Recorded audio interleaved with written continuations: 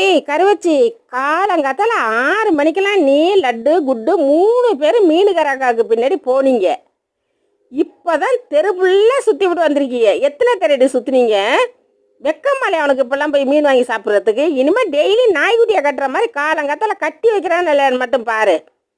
ஆமாம், நீ மீன் வாங்கி கொடுத்தா நான் ஏன் போகிறேன்?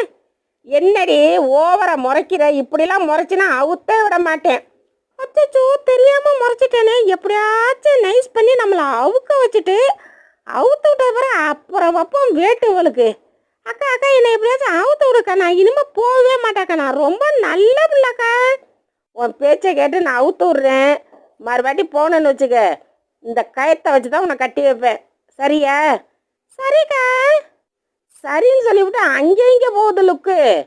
மீனுக்காரக்கா பார்க்குறியா? ஐயோ, அப்படிலாம் இல்லைக்கா. நானே பயந்து போய் உட்காந்துருக்கேன். பிள்ளைய பாரு. அக்கா, இனிமே நான் போகவே மாட்டேன்க்கா. ஏய், நீ அசராமேடி போப்புற. நீ அசந்த நேரம் பார்த்து புயல் மாதிரி கிளம்புறல கருவச்சி.